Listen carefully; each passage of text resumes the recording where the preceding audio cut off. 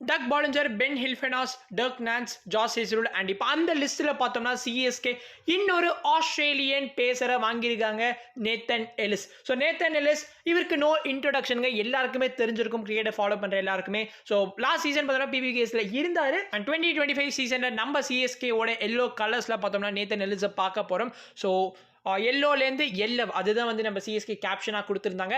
And yes definitely வந்து very good big தான். நம்ம ஹை எக்ஸ்பெக்டேஷன் வச்சுருந்தோம், பட் இருந்த தொகைக்கு வந்து ஒரு தரமான பிக்கப் பண்ணியிருக்காங்க. 1.4 crores முடிய வேண்டிய பிட்டு, பட் பஞ்சாப் கிங்ஸ் பார்த்தோம்னா ஆர்டிஎம் பண்ணுறேன்னு சொன்னாங்க. ஸோ சிஎஸ்கே வந்து 2 crores பார்த்தீங்கன்னா கோட் பண்ணியிருந்தாங்க. அண்ட் 2 crores கோட் பண்ணதுக்கப்புறம் ரொம்ப நேரம் பார்த்தீங்கன்னா பஞ்சாப் கிங்ஸ் ரிக்கி பாண்டிங் அதுக்கப்புறம் மிச்சம் இருக்கிற ஸ்டாஃப்ஸ்லாம் வந்து டிஸ்கஸ் பண்ணிகிட்டே இருந்தாங்க.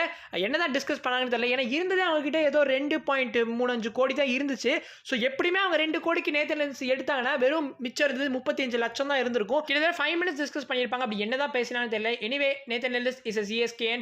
அவருக்கு வந்து வயசு வந்து 30. ஸோ அது வந்து நமக்கு ஒரு பாக்ஸை வந்து கிரைட்டீரியாவை டிக் பண்ணிட்டாரு.